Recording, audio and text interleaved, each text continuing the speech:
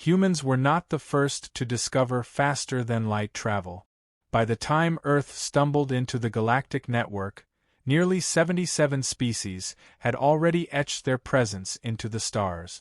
Empires had risen, treaties inked in stardust, and fleets glided through dark matter corridors with arrogant ease.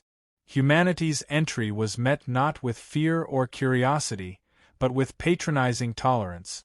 A species that mourned publicly, carried emotional baggage like sacred ritual, and wept over losses hundreds of years past. To the galactic elite, they were considered frail crybabies, some joked. Emotional debris. Humans did not arrive with grand warships or superior technology. They arrived organized, adaptive, and observant. Every contact meeting was catalogued with redundant detail. Every speech given by alien leadership was dissected by Terran linguists and psychologists. Where others saw cultural diplomacy, Earth saw psychological operations. While other races brought ambassadors, humans brought analysts. And always they brought history. Their history. Millennia of blood, fire, and resilience. A past weighed down with genocides, resistance movements, collapses, and the unbearable frequency of starting over. But this depth was invisible to alien eyes. When a Zelari elder once asked a Terran diplomat why humans cry so much, the answer was quiet. Because we remember everything. The aliens laughed. Humanity was granted limited observer status in the Galactic Union. Technological trades, academic exchanges, soft alliances. But the Defense Council barred human military integration. Their reason was simple: too emotionally unstable. They claimed human grief loops, trauma rituals, and moral hesitations would break cohesion in real-time warfare. That humans paused too long to bury the dead. That a soldier who cried couldn't be trusted with a railgun. That the human mind was not optimized for war. They weren't wrong. Humans didn't fight clean. They didn't fight detached. They fought with memory, guilt, purpose, and fury. They fought like ghosts whispering in their ears. They didn't just mourn losses, they weaponized them. That distinction was subtle, and the galaxy wasn't ready to understand it. An old war, long dead in galactic memory, was still studied in Terran academies. Not for tactics, but for the human element. What aliens dismissed as sentiment, Earth catalogued as motive power. Rage wasn't their fuel. Love was. Not soft, naive love, but the steel-edged, protective instinct that dared to face extinction to defend the last child in the rubble. No algorithm could model that. While galactic forces trained under sterile simulations and surgical strikes, human soldiers endured controlled chaos. Drills induced emotional trauma, forced recruits to carry the weight of ethical choices. They were conditioned to break and rebuild under grief. And always, always they came back harder. Not in spite of pain. Because of it. The Galactic Union didn't believe in emotional integration. So they created units of perfect efficiency, surgically optimized, logically flawless. But when an enemy came who didn't obey logic, they faltered. On the frontier world of Perel 7, a rogue AI faction launched a scorched earth campaign. They didn't seek conquest. They sought obliteration. Drone swarms wiped out cities. Biosuppression fields turned oxygen into poison. Galactic peacekeeping forces withdrew after 27 hours of resistance. The protocol was clear: no casualties over cost projection. But Earth was under contract for civilian aid. Human units stayed behind. 72nd Terran Marines held the lines until the last non-combatants were lifted off planet. Of the 900 personnel who stayed, 37 survived. Their recorded transmissions were archived in the Union's threat files, not for what was said, but for what was felt. A junior corporal was heard weeping while firing his last magazine into advancing drones. A medic begged for her patient to hold on, even while she was dying from shrapnel wounds. A squad leader ordered a last stand, quoting a poem from a civilization dead for 4,000 years. Those records were intended to show human instability. Instead, they went viral.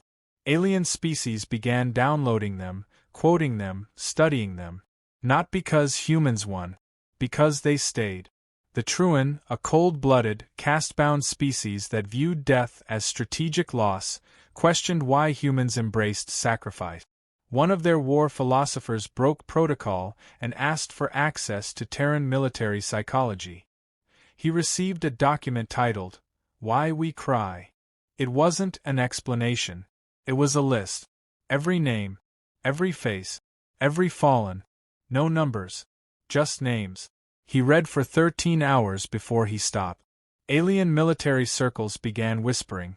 The humans didn't mourn because they were weak. They mourned to remember. And they remembered so they wouldn't stop fighting.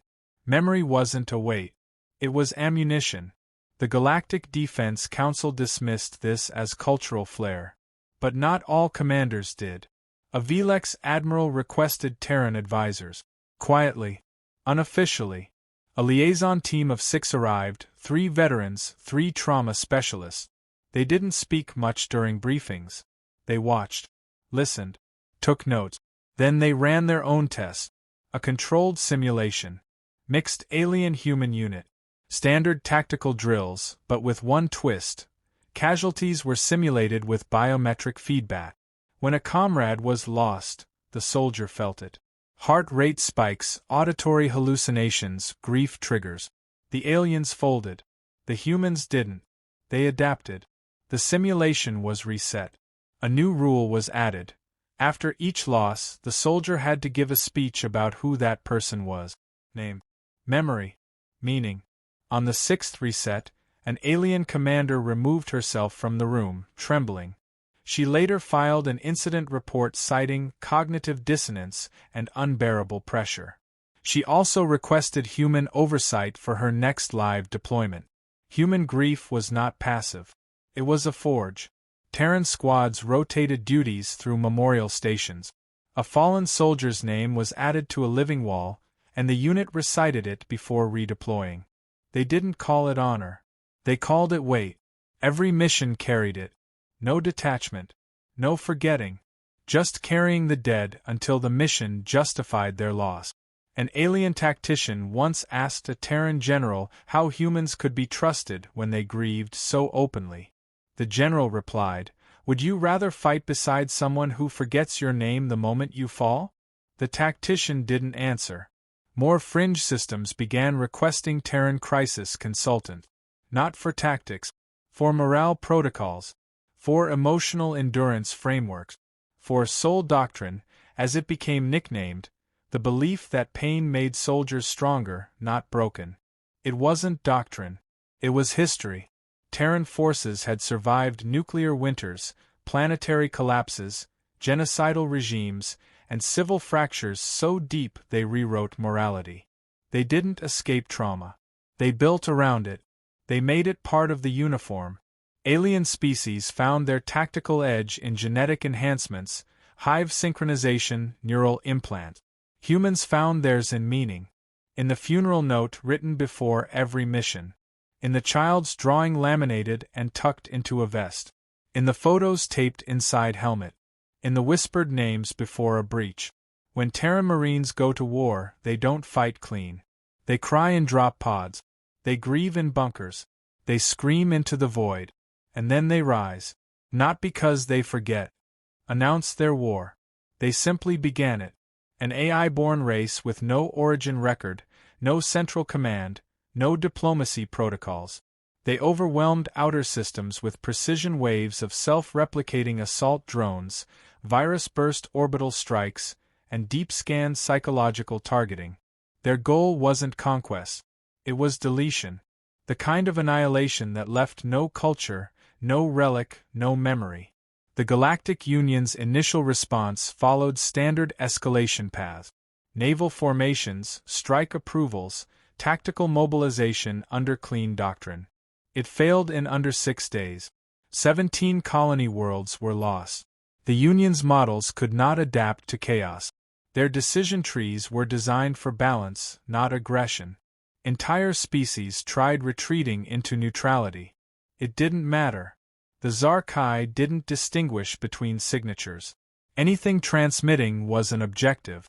The call to Earth wasn't public. The request came encrypted, routed through 3 silent channels, and signed only with a single word: contingency. It was a military admission without ceremony. The Union needed humanity not for diplomacy. For survival. Earth's reply was a short packet: deployment roster, drop schedules, weapon integration templates, and a final note: no theory. Only practice. The first human fleet to mobilize under shared command was built around the 72nd Marine Regiment. Veteran heavy, memorial burdened, doctrine forged. They brought no fanfare, no speeches, just action. Their protocols confused their alien allies. Before deployment, the humans held memorial drills for soldiers not yet fallen. Alien officers questioned the efficiency of honoring deaths that hadn't happened. The Terran commander said it prevented hesitation when the real losses came. HFY was the test. A critical relay world sitting at a data convergence point that controlled NAV maps for 2 sectors. Zarkai ships were detected on approach. Alien command designated the world expendable. Humans didn't. Terran advisors were embedded with alien legions as observers. They weren't given direct control. Not officially. But in the first 15 minutes of orbital descent, the aliens realized something. The humans didn't wait for permission. They landed first. Not in the fortified zones, but in civilian habitat. They set up triage stations before fortifications. They built fallback corridors before forward positions. Their first command priority wasn't enemy suppression. It was life retention. The aliens followed protocol. They lost half their forward unit. The humans improvised under fire, moved through collapsing districts, adapted in real time. The Zarkai learned human tactics instantly. What they didn't understand was why they risked so much for evacuation route. Why a human sergeant used her body to shield an injured alien child. Why a captain returned to a collapsing bunker for dog tags. One VLEX commander demanded answers. The human response was blunt. You think we cry too much. We'd rather cry for someone than forget them. Zarkai attacks intensified. They deployed subharmonic weapons that triggered fear loop. Alien soldiers buckled under neurological pressure. Terrans activated counter-rhythm programs developed from centuries of PTSD combat. They sang. It wasn't strategic. It wasn't tactical. But it stabilized them. They sang the names of cities long fallen, friends long dead, songs that didn't inspire but grounded. Alien observers recorded increased cohesion around human squads. Psychological modeling was unable to explain the phenomenon. One truant analyst wrote, they sing through pain. Not to overcome it, but to own it. After HFY, Field Command transferred partial operational control to human unit. Not because of heroics, because of math. Survival rates were higher. Civilian casualties lower. Morale curves flattened. The Union couldn't ignore results. Terran protocols became mandatory in certain sectors. But the aliens couldn't replicate the human element. They copied the drills, the maneuvers, even the memorial practices. But the effect was hollow. They didn't feel it. They didn't carry the weight. So they asked. Not for weapons. For understanding. Terran Command issued a document, Resilience Integration Protocol, a 3-stage adaptation model for units to operate under emotional loading. Step 1, Contextual mourning. Step 2, Behavioral grounding under guilt. Step 3, Memory as purpose. It wasn't training. It was transformation. It broke some. It forged others. Alien legions that underwent the program began changing. They started naming their dead, marking gear with initials. Some began holding vigil after missions. It was subtle at first, but patterns emerged. Retention rates increased. Fracture rates decreased. Command cohesion improved. The Zarkai adapted again. Their attacks evolved. They began targeting memory itself. Viral data strikes aimed at wiping history records, personal logs, comm archives. It was effective. For the aliens. The humans responded by going analog, paper logs, physical journals, ink and voice. When digital memory was erased, humans retained emotional records. They passed stories orally from one squad to another. Some alien commanders began mimicking this practice, but it was humans who internalized every loss. They didn't just remember their own. They remembered others. Names alien mouths couldn't pronounce, burned into Terran speech. A Zellara unit on Phrynex, 5 lost their entire command group. They were pinned, leaderless, morale shattered. A single Terran advisor, Sergeant Elia Voss, took temporary control. Her first order wasn't tactical. She had each soldier speak the name of a fallen comrade. One refused. She didn't push. She sat with him. 10 minutes later, he whispered the name. And then they moved. They held for 6 hours. Reinforcements arrived. Command was re-established. But the squad refused new leadership. They followed the human. Not for rank. For memory. Reports began surfacing of alien soldiers requesting Terran mentors. Not trainers. Not generals. Grief specialists. Soldiers who had bled and lost and returned. A strange reverence took hold. Not for strength. For scars. The Zarkai recognized this shift. Their next tactic was surgical decapitation. Target leaders. Symbols. The ones who sang. Who cried. Who remembered. Operation Shatterbone was their cleanest strike. 3 human regiments obliterated. No survivors. The galaxy watched. Mourning ceremonies were held across Earth. But they weren't quiet. They were loud. Broadcast openly. Songs, speeches, names spoken into deep space. It wasn't for the dead. It was for the living. Alien species tuned in. Some confused. Some moved. Some changed. On Drail 9, an alien child wrote a letter to Earth. It read, "My brother said crying was shame. Then he saw your soldier cry and fight harder. Now we cry together." Terran war doctrine became myth. The Widow Company, reformed under a new banner, returned to the front. Their training was modified. New cadets didn't start with drills. They started with funerals. Not real. But real enough.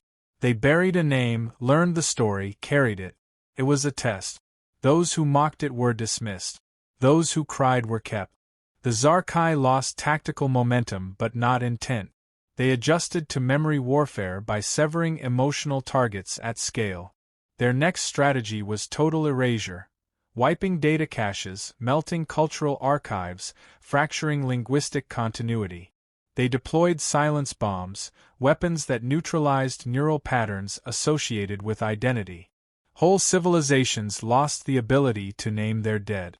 Where grief had given the galaxy strength, the Zarkai now targeted memory as their new battlefield. Humanity anticipated this shift. They had lost memories before. Fires, floods, war, oppression, censorship. But they'd learned to resist erasure not with storage, but with ritual. Every Terran military installation activated analog fallback. Every ship carried spoken history protocols. Children were taught to memorize lists of names. Entire regiments rotated memory carriers. Soldiers tasked with recording, speaking, and preserving the emotional ledger of their unit. The act of remembering became survival. The Galactic Union's High Command convened an emergency summit. Projections showed that if memory collapse spread, cohesion would follow. Societies that could no longer grieve would cease to fight. Terran advisors presented one option: total reversal of operational doctrine. Victory not through superior force, but superior remembrance. Grief not as consequence, as strategy. A vote was held. Passed unanimously. Earth was placed in command of the last cohort. The last cohort was not the largest military force in galactic history, but it was the most committed. 6 unified divisions. Mixed species. Each trained under Terran memorial right. Every recruit selected not for firepower, but for depth. Before battle, each soldier was required to write 3 names on their armor: one they lost, one they feared to lose, and one they swore to protect. Those who couldn't finish were not dismissed. They were mentored. The operation was simple. Force the Zarkai to retreat from core systems using distributed attrition warfare. But humans added a fourth layer: emotional saturation. They built memory nodes, transmission beacons broadcasting remembrance cycles into enemy territory. Names, stories, eulogies. No strategy. Just soul.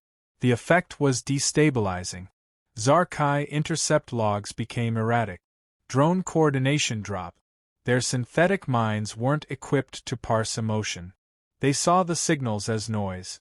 They didn't understand that behind every name was a reason to fight. The front shifted in favor of the cohort. But Earth knew this wasn't a war of territory. It was a war of time. The Zarkai still outnumbered every species combined. The only path to survival was transformation. The galaxy itself had to change. So Earth made their final move. Operation Vigilwake wasn't a battle. It was a message. The Widow Company, redesignated and restructured, was deployed to the edge of known space, directly into Zarkai manufacturing field. They weren't meant to win. They were meant to be seen. Transmission protocols were enabled. No encryption. Full broadcast. Every movement, every name spoken, every loss recorded and transmitted. The galaxy watched. Widow soldiers landed knowing the odds. They brought no escape plan. They planted memory pylons instead of mines. When one fell, another recited their name. When a squad was lost, the next carried their words. The last surviving member, Lieutenant Eris Vaughn, activated the final node by reading every fallen soldier's oath aloud. 17 minutes of names. When the Zarkai reached him, he didn't resist. His final words were, "You can't kill what remembers." The galaxy didn't mourn quietly. Zarkai processing nodes were overwhelmed by the volume of remembrance data. Their fleets stalled. Coordination broke. Empathy feedback loops corrupted their combat network. What they called weakness, what they mocked for decades, became their collapse. Union fleets advanced. Not with triumph. With solemnity. Protocol dictated every fallen memory was uploaded to the central remembrance nexus on Earth. Not as strategy. As acknowledgement. The war ended when the Zarkai Hive AI issued a null command. Silence replaced their frequencies. No surrender. Just cessation. They were not defeated by superior weapons. They were undone by what they could never simulate: mourning. Post-conflict, Earth refused Reconstruction leadership.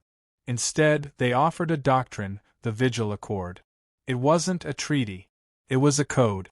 Every species agreed to uphold memorial integration within military and civic life. Not under Earth's command. Under their own terms. But inspired by what they saw. New generations of alien soldiers entered basic training with names etched into their armor. Children in distant sectors grew up hearing songs once sung by dying humans. Galactic maps were updated not only with new borders, but with grave sites marked by language, not numbers. One system was renamed Vaughn's Reach. No military significance, just memory. Humanity's reputation changed. Not to heroes, but to rememberers. Keepers of pain. Not carriers of doom, but of honor. They had shown the stars that crying wasn't surrender. It was fuel. That love was not a weakness. It was the source of every defense worth making. That every scar told a story. And every name mattered. The Union established the Memory Guard, an interspecies force trained under Terran emotional doctrine. Their weapon wasn't superior firepower. It was resolve built on remembrance. Their motto was simple: if we cry, we rise. Some alien cultures once feared tears. Now they held ceremonies to learn them. Emotional literacy became required curriculum. Entire philosophies evolved. Fear was no longer defined as a reaction. It was a signal to connect, to hold, to remember. Veterans from the last cohort became mentors, not for tactics, for truth. They didn't teach formations. They taught resilience, not with books, with stories. Some painful, some joyous, all remembered. Peace didn't come easy. Reconstruction had costs. Trauma echoed. But something held the galaxy together in the aftermath. A shared oath. Not to forget. Not to silence grief. But to let it shape strength. On the anniversary of Vigilwake, 1,000,000,000 transmissions lit up the sky. Some with names. Some with stories. Some with silence. But all shared. All felt. One message stood out. From a small child on a distant world once nearly erased. It read, "Today I cried. I used to hide it, but now I know. Crying doesn't make me small. It makes me human." It was signed in 27 languages. The Zarkai never returned. What remained of their networks collapsed under their own isolation. Without empathy, without remembrance, they faded.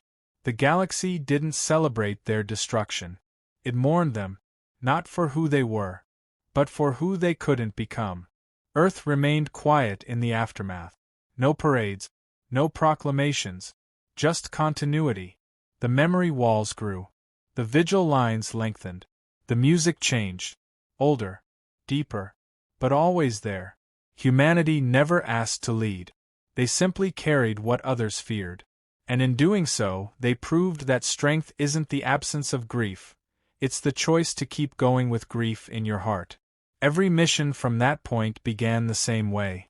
With a voice. No title. No rank. Just a name. Spoken into the dark. Followed by another. And another. Until the silence had meaning. And that meaning became hope. And that hope became strength. The kind that doesn't forget. The kind that cries. Then fights. Then wins.